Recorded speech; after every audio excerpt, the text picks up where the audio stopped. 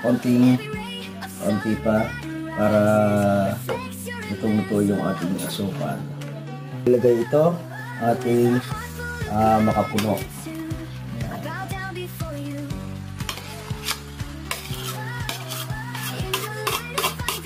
Yan.